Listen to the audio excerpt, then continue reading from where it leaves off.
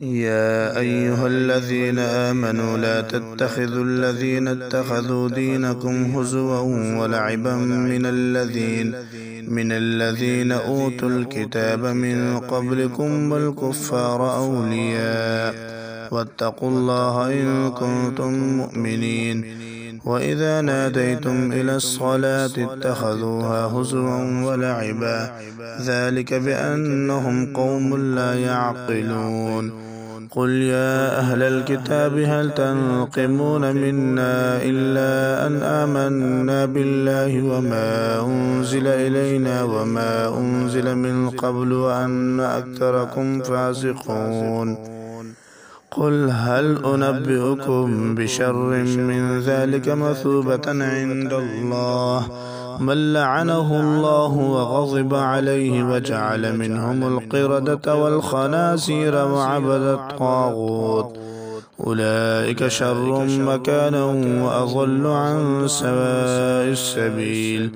وإذا جاءوكم قالوا آمنا وقد دخلوا بالكفر وهم قد خرجوا به والله أعلم بما كانوا يكتمون.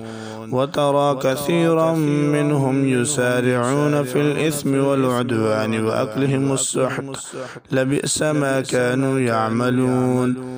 لولا ينهاهم الربانيون والأحبار عن قولهم الإثم وأكلهم السحت لبئس ما كانوا يصنعون.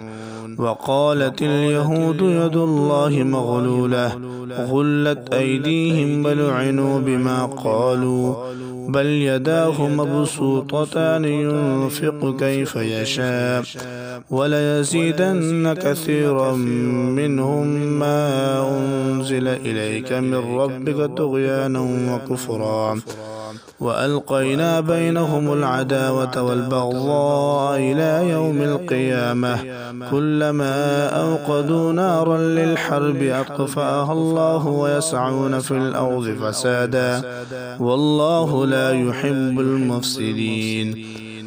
ولو أن أهل الكتاب آمنوا واتقوا لكفرنا عنهم سيئاتهم ولأدخلناهم جنات النعيم.